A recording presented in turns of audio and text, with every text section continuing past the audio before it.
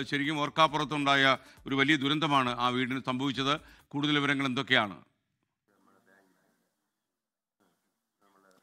തീർച്ചയായും എസ്കെൻ, ഇപ്പോൾ ആനന്ദിന്റെ വീട്ടിലേക്ക് സുഹൃത്തുക്കളും ബന്ധുക്കളും അടക്കം നിരവധി പേർ എത്തിക്കൊണ്ടിരിക്കുകയാണ്. ഇന്ന് വൈകിട്ട് 3:30 കൂടിയാകും സംസ്കാര ചടങ്ങുകൾ നടക്കുക എന്നാണ് ബന്ധുക്കളിൽ നിന്നും നമുക്ക് ലഭിക്കുന്ന വിവരം.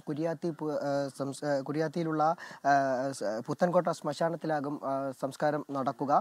ശാന്തി കവാടത്തിലാണ് സംസ്കരിക്കാനിരുന്നത്. പക്ഷേ അവിടുത്തെ സ്ലോട്ടിന്റെ ലഭ്യതക്കുറവനുസരിച്ചാണ് ഇപ്പോൾ പുത്തൻകോട്ട ശ്മശാനത്തിലേക്ക് സംസ്കാരം മാറ്റിയിട്ടുള്ളതെന്നാണ് ബന്ധുക്കൾ പറയുന്നത്. ഇപ്പോഴും ഇടപ്പഴിഞ്ഞിലെ സ്വകാര്യ ആശുപത്രിയിൽ തന്നെയാണ് മൃതദേഹമുള്ളത്. ഇപ്പോൾ പോലീസ് അവിടേക്ക് എത്തിയിട്ടുണ്ട്. ഉടൻ തന്നെ തിരുവനന്തപുരം മെഡിക്കൽ കോളേജ് ആശുപത്രിയിലേക്ക് മൃതദേഹം കൊണ്ടുപോവുകയും പോസ്റ്റ്മോർട്ടം നടത്തുകയും ചെയ്യും. അതിനുശേഷമാകും ബന്ധുക്കൾക്ക് വിട്ടു നൽകുക. ഇപ്പോഴും ഈ വീട്ടിലേക്ക് കൂടുതൽ ആളുകൾ എത്തിക്കൊണ്ടിരിക്കുന്ന ഒരു കാഴ്ചയാണ് നമുക്ക് ഇവിടെ കാണാൻ സാധിക്കുന്നത്. ബന്ധുക്കൾ തന്നെയാണ് ഈ കാര്യങ്ങളൊക്കെ തന്നെ ഈ സംസ്കാര ചടങ്ങുകൾ സംബന്ധിച്ചുള്ള കാര്യങ്ങളൊക്കെ തന്നെ നമ്മളോട് ഇപ്പോൾ വ്യക്തമാക്കിയത്. ഏതായാലും ഇപ്പോൾ ഇവിടെ വന്നപ്പോൾ LDFന്റെ എതിർ സ്ഥാനാർത്ഥിയായിട്ടുള്ള അജിൻ നമ്മളോട് പറഞ്ഞതും ഇതുമായി ബന്ധപ്പെട്ട് നേരത്തെ തന്നെ CPIയുമായി ചില ചർച്ചകൾ ആനന്ദ് നടത്തിയിരുന്നു എന്നുള്ളതാണ്. അത് 7-ാം തീയതിയാണ് ഇതുമായി ബന്ധപ്പെട്ടുള്ള ചർച്ചകൾ നടത്തിയത്. അതിൻ്റെ ബ്രാഞ്ച് സെക്രട്ടറി അടക്കമുള്ളവരെ വിളിച്ച് തനിക്ക് CPIഎമ്മിനോടൊപ്പം ചേർന്ന് പ്രവർത്തിക്കാൻ താല്പര്യമുണ്ട് എന്ന് അറിയിക്കുകയായിരുന്നു. എന്നാൽ പിന്നീട് ആ തീരുമാനം മാറ്റുകയും ചെയ്തു. പിന്നീടാണ് ഇന്നലെ കഴിഞ്ഞ ദിവസം ഇദ്ദേഹം ശിവസേനയിൽ ചേരുകയും ശിവസേനയിൽ ചേർന്ന് സ്ഥാനാർത്ഥിയാകാൻ തീരുമാനിക്കുകയും ചെയ്തിരുന്നു. അതിന് മുൻപ് തന്നെ ഇദ്ദേഹം സ്വതന്ത്ര സ്ഥാനാർത്ഥിയായി മത്സരിക്കാൻ തീരുമാനിച്ചു.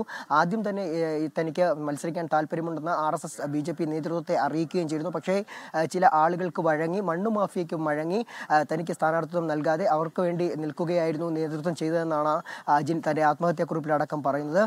ഇതിലൊരു വലിയ രീതിയിലുള്ളൊരു പ്രതിഷേധം ആനന്ദിനുണ്ടായിരുന്നു, വിഷമമുണ്ടായിരുന്നു. ഒപ്പം തന്നെ തൻ്റെ കൂട്ടുകാർ പോലും തന്നെ മനസ്സിലാക്കാൻ തയ്യാറാകുന്നില്ല എന്നുള്ള ഒരു കാര്യവും കൂടി ആത്മഹത്യാക്കുറിപ്പിൽ പറയുന്നുണ്ട്. മാത്രമല്ല താനുമായിട്ടുള്ള സാമ്പത്തിക ഇടപാടുകൾ ഈ ആത്മഹത്യാക്കുറിപ്പിൽ പറയുന്ന ചില ആളുകളുടെ പേരുകൾ അദ്ദേഹം BJPയുടെ നേതാക്കന്മാരായിട്ടുള്ള ആളുകൾ ഇദ്ദേഹത്തിന് സാമ്പത്തികമായി ചില ഇടപാടുകൾ ഉണ്ടായിരുന്നു. ആ പൈസയൊക്കെ തന്നെ ഇദ്ദേഹത്തിന് നൽകാനുണ്ട് എന്നുള്ള കാര്യങ്ങളൊക്കെ തന്നെ വ്യക്തമാവുന്നു. പ്രധാനമായും BJP RSS നേതൃത്വത്തിനെതിരെ വലിയ രീതിയിലുള്ളൊരു ആക്ഷേപം തന്നെയാണ് ഇവിടെ ഉയർന്നിരിക്കുന്നത്. കാരണം മണ്ണുമാഫിയയ്ക്കൊപ്പമാണ് ഇവർ എന്നുള്ളതാണ്. അത് വലിയ രീതിയിൽ BJP നേതൃത്വത്തെ പ്രതിരോധത്തിലാക്കുകയും ചെയ്യുന്നുണ്ട്. പ്രത്യേകിച്ച് തിരുമല വാർഡ് കൗൺസിലറായിരുന്ന അനിലിൻ്റെ ആത്മഹത്യയും ഇതുമായി ബന്ധപ്പെട്ട് BJP നേതൃത്വവുമായി പിരിഞ്ഞുള്ള ഒരു ചില തർക്കങ്ങളുടെ പുറത്തായിരുന്നു അദ്ദേഹത്തിൻ്റെയും ആത്മഹത്യ. അതിന് തൊട്ടു പിന്നാലെയാണ് സമീപത്തുള്ള ഈ ആനന്ദിൻ്റെ മരണവും ഉണ്ടായിരിക്കുന്നത്. ഏതായാലും ഇത് വലിയ രീതിയിൽ പ്രതിഷേധത്തിനും സുഹൃത്തുക്കൾക്കിടയിൽ അടക്കം വലിയ രീതിയിലുള്ള പ്രതിഷേധത്തിന് വകവച്ചിരിക്കുകയാണ്. BJPയിൽ ഉൾപ്പെടെ ഇത് സംബന്ധിച്ചുള്ള അതൃപ്തി ഉണ്ട് എന്നാണ് LDF സ്ഥാനാർത്ഥി അടക്കം പറയുന്നത്.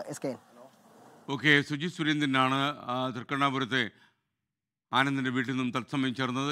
ലോകത്തെവിടെയായാലും ഏത് സമയത്തും 24 വാർത്തകളും ഓഗ്മെന്റഡ് റിയാലിറ്റി പാക്കേജുകളും എക്സ്പ്ലെയിനറുകളും വിശദമായി കാണാൻ ഞങ്ങളുടെ YouTube ചാനൽ നിങ്ങൾക്ക് സബ്സ്ക്രൈബ് ചെയ്യാം.